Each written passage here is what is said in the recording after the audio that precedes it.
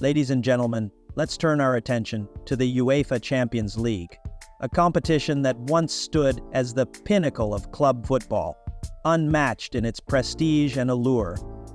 But somewhere along the way, UEFA decided to tinker with a winning formula, leaving us to wonder. Have they ruined it? Let's dive in and explore how this beloved tournament has evolved, and why many believe it's no longer what it once was. When you think of the Champions League, what comes to mind? Legendary moments like Ronaldo's gravity-defying bicycle kick against Juventus in 2018, or Messi's masterclass goal against Real Madrid in 2011. And who can forget the thrill of seeing underdog teams defy the odds, making it past the group stages into the knockout rounds? These moments defined an era of football that fans cherished. But as with many things in modern sports, money and commercialization seem to have taken center stage, leaving the purity of the competition in question. The original format of the Champions League was simple yet effective. 32 of Europe's best teams competed in the group stage. The top two from each group advanced to the knockouts, while the third-placed teams dropped into the Europa League. It wasn't flawless, but it worked. Fans loved the structure, the drama, and the unpredictability. Historically, the Champions League grew from humble beginnings. In 1955, the European Cup featured just 16 teams, with iconic clubs like Real Madrid, AC Milan, and Rapid Wien competing for glory. By 1992, UEFA saw an opportunity to rebrand and expand this competition into what we know today as the Champions League. With football becoming a global sport, there was a demand for a more inclusive and dynamic tournament. Sponsors, broadcasters, and clubs all jumped at the chance to cash in on the growing market. The rebrand wasn't just a name change, it was a shift in structure. Previously, only league champions participated, but the new format allowed runners-up and even third-placed teams from top leagues to join. This inclusivity brought more big names into the mix, creating high-stakes matchups that thrilled fans and filled UEFA's coffers. The Champions League became a cash cow. More games meant more ticket sales, lucrative broadcasting deals, and sponsorships. The group stage ensured consistent revenue, as teams played at least 6 matches. The iconic anthem, the dazzling Starball logo, and the glamorous branding elevated the competition's appeal. Footballers weren't just athletes anymore, they were global celebrities. And the Champions League was their grandest stage. By 2003, the competition had settled into a format we all grew to love. 32 teams, 8 groups of 4, with the top 2 advancing to the knockout stages. It struck a perfect balance between inclusivity and quality. Even smaller clubs had a shot at glory.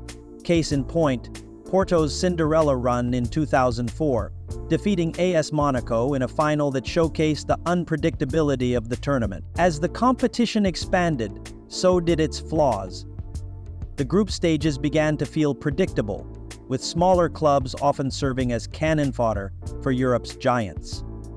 The magic of the underdog story faded, replaced by routine wins for the elite. Fans grew restless, calls for change grew louder, and UEFA responded, but not in the way many hoped. In 2021, UEFA faced its biggest challenge yet, the European Super League. This breakaway competition threatened to dismantle the Champions League entirely. Although the Super League crumbled within days due to fan outrage, it exposed UEFA's vulnerabilities. The governing body needed to act fast to secure the Champions League's future and its revenue streams. Starting in the 2024-25 season, UEFA introduced sweeping changes to the Champions League. Gone are the 8 groups of 4. Instead, all 36 teams now compete in a single league table. Each team plays 8 matches, 4 at home and 4 away, against different opponents. The top 8 teams automatically advance to the round of 16, while those ranked 9th to 24th enter a playoff for the remaining spots. Teams finishing 25th to 36th are eliminated outright. On paper, this Swiss model aims to provide more high-stakes matches and reduce predictability, but in practice, it's far from perfect. The removal of traditional home and away group fixtures dilutes rivalries and familiarity. Players, already overburdened by packed schedules, now face even more games. Injuries are inevitable, and squad rotations could lower the competition's quality. UEFA claims these changes are for the fans, offering more excitement and inclusivity. But the truth is clear, it's about money. More matches mean more broadcasting rights, sponsorships, and ticket sales. The welfare of players and the integrity of the competition seem to be afterthoughts. Critics argue that UEFA's decisions prioritize profits over the sport's essence. The new format has already faced backlash from players like Rodri and Dani Carvajal, who have voiced concerns about the relentless schedules. Injuries are piling up, and the demands on players are unsustainable. The addition of the expanded Club World Cup only adds to the chaos. With so many games across different competitions, the quality of football is at risk of decline. Even the new Champions League anthem has drawn criticism. Fans cherish the original, iconic melody, an anthem that evoked chills and excitement. The replacement feels uninspired, another misstep in UEFA's attempt to modernize a tradition. The revamped Champions League aims to fix past issues, but may have created new ones. The magic of the competition, its unpredictability, its drama, its heart, feels diminished. If the current trends continue, could the European Super League rise from the ashes as a legitimate alternative? Time will tell. One thing's certain, fans remain the heart of football. As we watch the Champions League evolve, let's hope UEFA remembers who they're really doing this for.